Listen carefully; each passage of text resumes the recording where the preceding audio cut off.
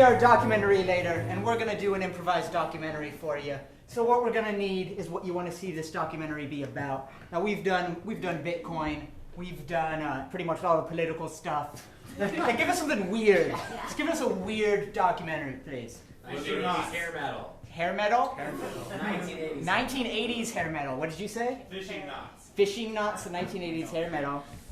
Something about 1980s hair You metal. know something about 1980s? I don't know anything about fishing knots. Okay. 1980s hair metal. All right, what do you guys know about 1980s hair metal? Give me the scoop. Why are you looking at me, Steve? I don't know, because you're the closest to my right shoulder. So, I mean, in the 70s, obviously, you had, like, a very good era of rock, which is a lot of acoustic stuff, and then in the 80s, they found what a synthesizer was, and they just decided they're never not going to use it. Yeah. And then they just started hitting things and getting angry. But it was before grunge, so it wasn't that angry. It was fun. It was lighthearted. Then it got dark later. Okay.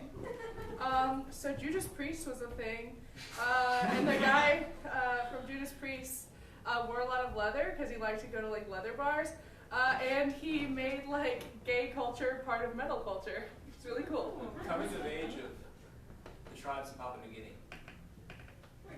But no, it's already hair metal, So guys. it's like hair metal. I'm sorry. So hair metal first came to be in Papua New Guinea. Yeah. 1981. That's where Poison actually came from. There were parts of New Guinea untouched by metal up until, God, honestly, into the early 2000s. You know, I got an idea for a documentary, all right? Right. I wonder what This it is going to be about a hair metal band that goes to Papua New Guinea to fundraise, to help them build homes and shit. I don't know. When the lights come When up. the lights come up! All right. All right, we open on the inside of a music studio. We see all the speakers set up, all the amps. We see a close-up of someone tuning their guitar. Yeah, do you see just like this producer sort of circling around her, just kind of impatient, wondering when something good's going to come out? The guitar has 3 necks and like very sharp V's where the head should be. It's sparking fire. We cut to a metal band riding in a canoe through the jungle. They're paddling with their guitars. It's very dangerous. You see a spear go past them. And luckily, it missed the drummer, who was doing absolutely nothing. We cut to a small village. There's tiny huts everywhere. It's actually very picturesque. There's large gum trees, and also another gum tree, which they're carving their spears out of and putting poison tips on. Yeah, and you see someone has like a bunch of like hay that they've sort of made into like a guitar. All the strings are just hay, and there's like just a coconut as the bass. Coconuts in this jungle. And now we cut to an interview with a local Papua New Guinea We're resident. forgetting something. We watch the tiny huts. We zoom in on one of the tiny huts. We're going inside. And through the darkness, we see a little light at the end of the tunnel. And as it comes closer, we finally see our title, which is Gary and the Goobers Go to Guinea. And now we cut to a local Papua New Guinea resident. It says right here, Tuhat Mbari. So, the first time the rockers came to our island, they got out of their canoe. I remember it like it was yesterday. See a reenactment of this. You know, and I was just little then. I was just about this tall. And, you know, as soon as I saw them, I knew I wanted to follow whatever they told me. You know, there have been some religious people before, that was weird. But whenever I saw that rocker, Gary from Gary and the Goobers, do that scissor kick, then that's when I knew I was in for life. We cut to Gary from Gary and the Goobers. It says Gary fled. You guys got that on tape, right? The scissor kick, it's my signature move. He's got a safari hat on and like an ascot. And his hair is huge under the hat. So Gary, what brought you to the islands of Papua New Guinea? Well, honestly, I actually think that these cultures are more advanced than us in so many ways, and I think that we could learn from them. And instead of using our boring, materialistic topics, that we can learn to create real music that will make people's hair bigger.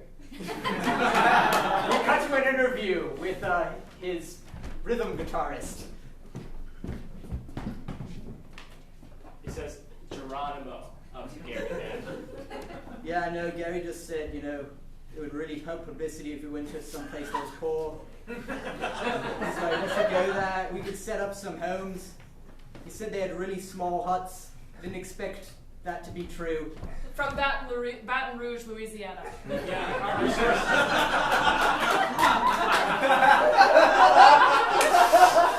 our sources are telling us that it's actually because your producer wanted you to do this PR set and said he would drop y'all if you didn't go. Yeah, that's what I'm saying here.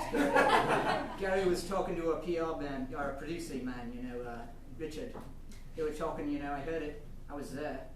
They were mentioning something about how we could really turn this into a new album, right? We could call it like something with goobers and going to Guinea, something like that. And I love that idea, I just thought it would be great if we got here. We do some songs. We don't even do a studio. We do it organic. Just play some songs for the people. Wave goodbye, leave. Give them some candy or something. We hear some Gary and the Goobers music, and we see a newspaper flipping to the side. Oh, it stops. Gary and the Goobers have gone to Guinea. Oh, but there's another one, and it comes and it says, "Trouble in Paradise. Gary and the Goobers are trapped in Guinea." We cut to an interview with an ethnomusicologist from the University of Papua New Guinea.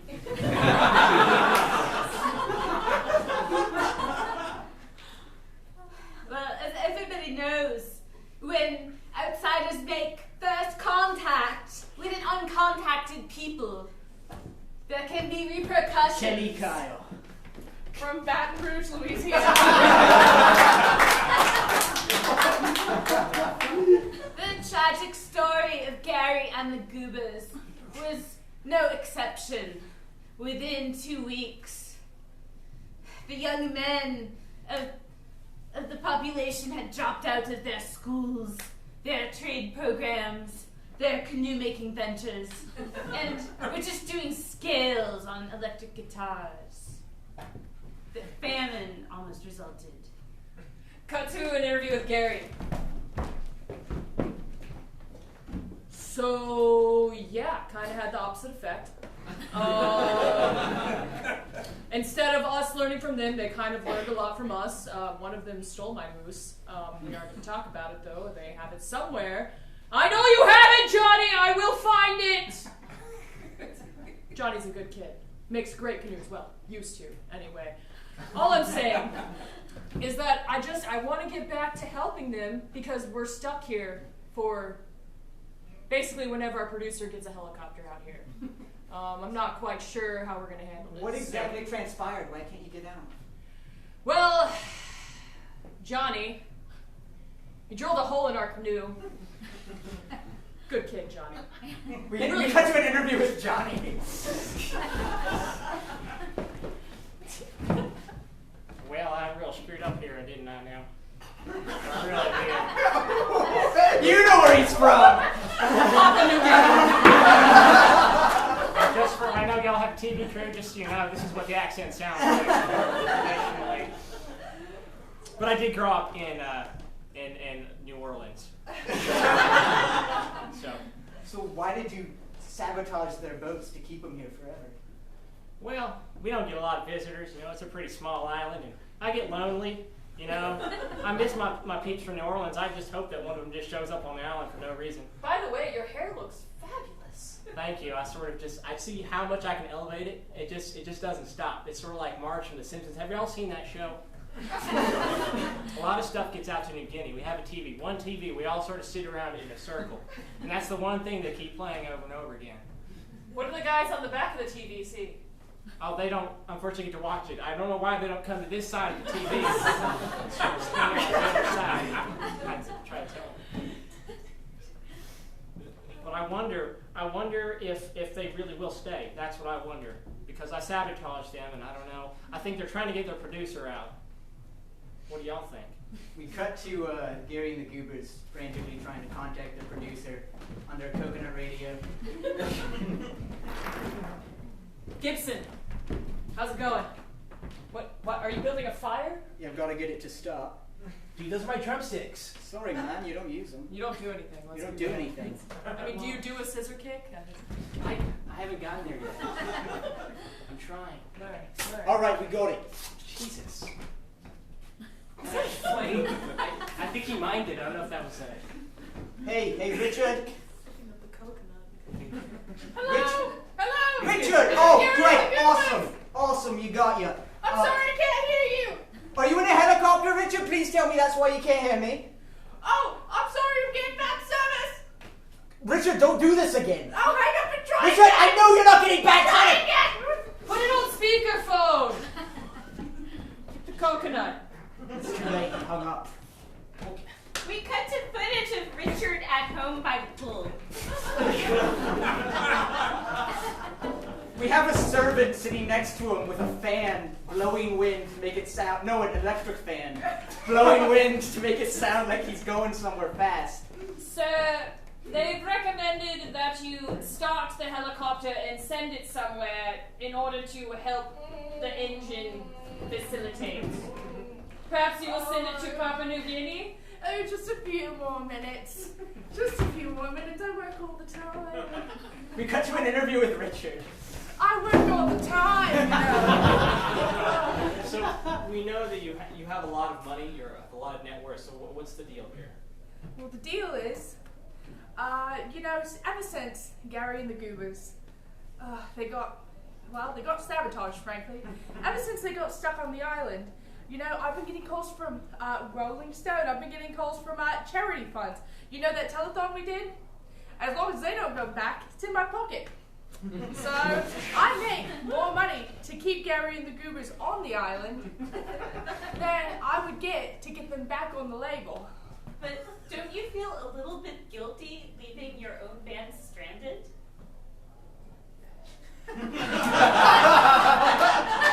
We zoom out and we see that this is actually playing on the one TV they have in Papua New Guinea. All the bandmates are watching because the documentary crew is showing them this recording. Guys, come around this side. You can see how much they abandoned you from the front. I can't see anything. Guilty? What's going on? And then they click it off. We have an interview with Gary. What did you feel when you saw that video? I just don't understand. The Goobers Gone Wild was going to be our CD that was going to, change everything. I don't understand why he thinks that we can't make money anymore actually touring. Do you have any plans to return back to the States? Well, that would be nice to go back if he ever, makes his helicopter come. But you know what? What if we did a tour here in Papua New Guinea? I think this could work. We cut to a montage scene of the Gary band kind of getting everything together and running around. What are these drumsticks doing here? Yeah, we got it. It's in 3 days, guys. We actually got confirmed for the tour. I mean, Good, you can learn the mandolin. Right, so I was thinking, we start out, we get them going. We're like, hey, Papa, which one are we going to? Are we going to left Guinea or right Guinea? Is it left? Good question. I'm thinking left Guinea is going to be a good starting And then we go point, to right. and then we build to the right. To the Guinea. right, it's a good tour. Yeah. All right. Yeah. We see a map show up in front of them with Papua New Guinea and then a red line just crossing it. That was a fun tour. yeah, that was awesome. That was a great it was tour. Wonderful. That song we sang was fabulous. Yeah. I gotta say, the turnout was lower than I thought. They really do have a low population. It's really sad that one TV is more popular than we are. That's It good. just shows the same Simpsons episode over and over again. Marge, though. I mean, you know her, right? I mean, it's a season 25 episode. It's not one anyone cares about. That's deep, man. That's deep. We cut to a split screen with their producer and Gary and the Goobers talking on the coconut phone. Well, here's the deal, Put it on speaker. guys. Put it Stop on putting speaker. it on. Put it on speaker. Am I on Where's speaker our mode? drummer? Hold Am on, we I can't find our drummer.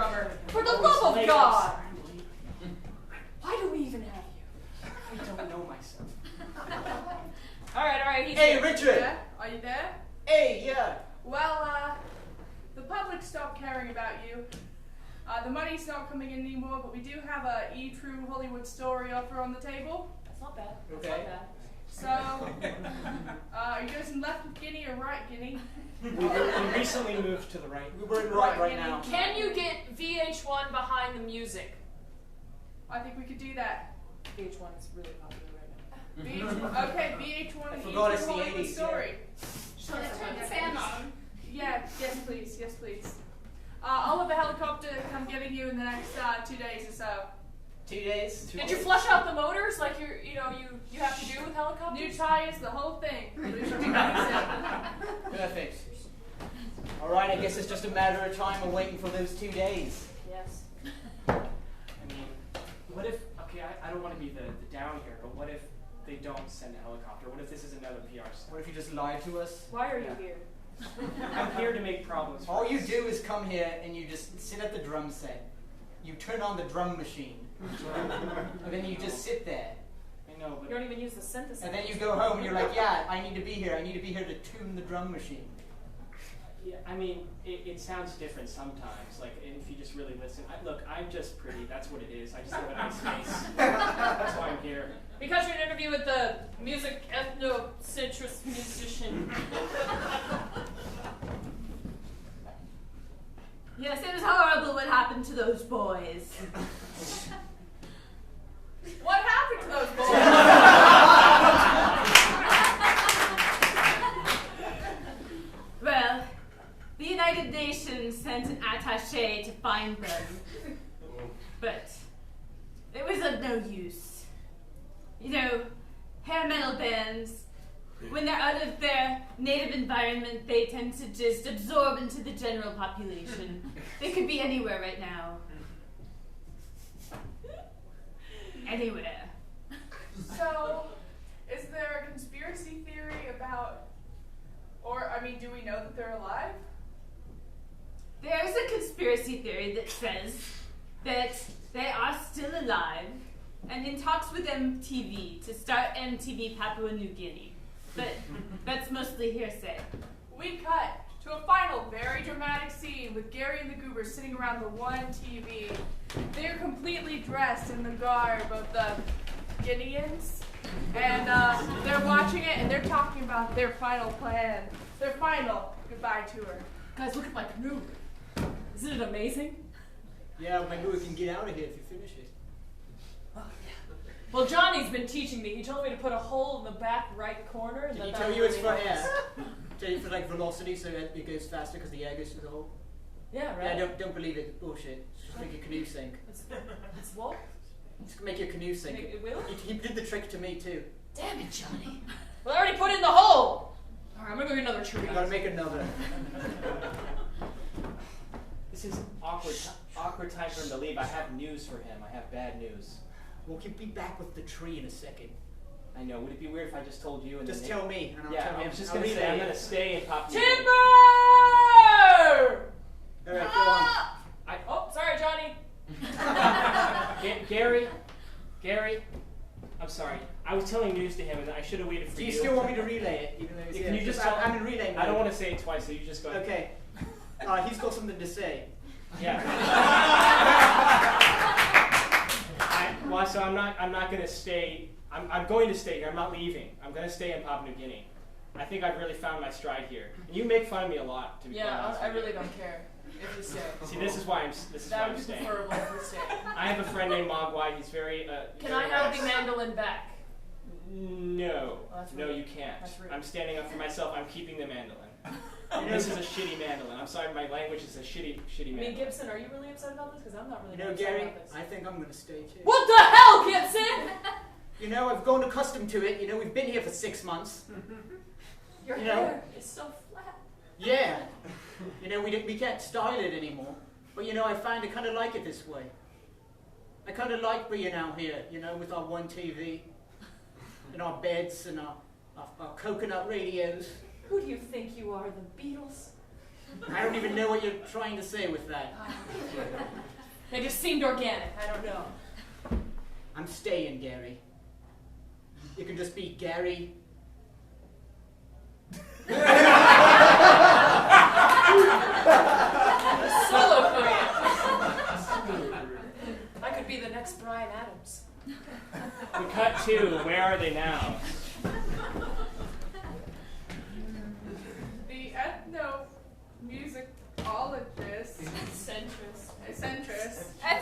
ethnomusicologist. Thank you.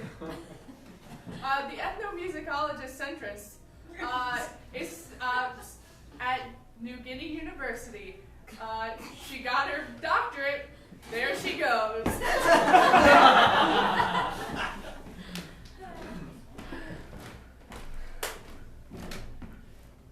The producer went on to produce for Nickelback.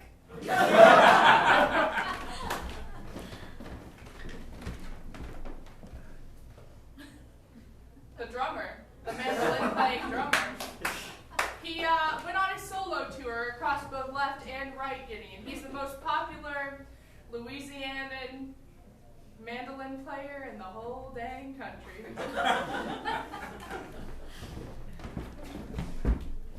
Gary got rid of the Goobers and recruited Gary Oldman and Gary Busey to start an all-Gary hair metal band. But what about What about me?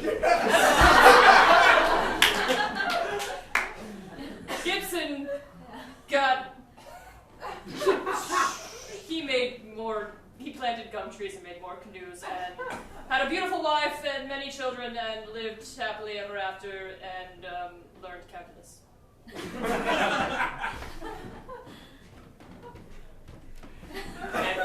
Gary died from snorting cocaine through both nostrils and out in his ears.